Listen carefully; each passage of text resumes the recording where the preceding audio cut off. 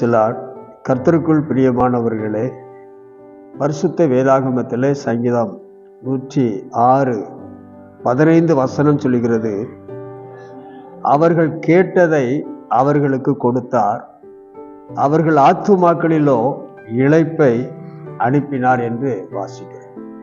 அருமையானவர்களே, நாம் ஆண்டவரிடத்துல அவருடைய சித்தத்தின்படி நாம எதை கேட்கிறோமோ அதை ஆண்டவர் நிச்சயமாக கர்த்தருடைய பிள்ளைகளுக்கு தருவார் என்பதை நன்றாக அறிந்து கொள்ளுங்கள். சாலமோன் என்ற ராஜாவை நாம் பார்க்கிறோம். அவர் கேட்டார், இந்த ஏராளமான ஜனங்களை நான் ஆளுகை செய்வதற்கு எனக்கு ஞானம் வேண்டும் என்று கேட்டார். அவர் கேட்டது கர்த்தருக்கு மிக உகந்த ஒரு விண்ணப்பமாய் இருந்தபடினாலே அப்படியே அவர் ஞானத்தை கொடுத்தார். அதே போல இஸ்ரவேல் ஜனங்கள் தங்களுக்கு புசிப்பதற்கு இறைச்சி வேண்டும் என்று கேட்டார்கள். அவர்கள் கேட்டதை அவர்களுக்கு கொடுத்தார்.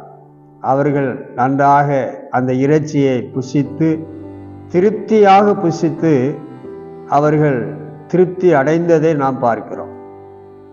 அதே போல யாக்கோபு முழுவதுமாக தேவ சமூகத்தில் போராடினார். நீர் என்னை ஆசீர்வதித்தால் ஒழிய உம்மை போக விடேன், என்னை ஆசீர்வதியும் என்று கேட்டார். அவர் கேட்டபடியே அந்த யாக்கோபை கர்த்தர் இஸ்ரவேல் என்று சொல்லி பெயரிட்டு பெயரை மாற்றி அவரை ஆசீர்வதித்து அனுப்பினதை நாம் பார்க்கிறோம். இப்படியாக சாலமோன் கேட்டதை கர்த்தர் கொடுத்தது போல, இஸ்ரவேல் ஜனங்கள் கேட்டதை கர்த்தர் கொடுத்தது போல, யாக்கோபு கேட்டதை கர்த்தர் கொடுத்தது போல, நீங்களும் ஆண்டவரிடத்தில் அவருடைய சித்தத்தின்படி நீங்கள் கேளுங்கள். நிச்சயமாக அவர் உங்களுக்கு நீங்கள் கேட்டதை உங்களுக்கு தந்து கர்த்தர் உங்களை நிச்சயமாகவே ஆசீர்வதிப்பார். God bless you. கர்த்தர் உங்களை ஆசீர்வதிப்பாராக. ஆமென்.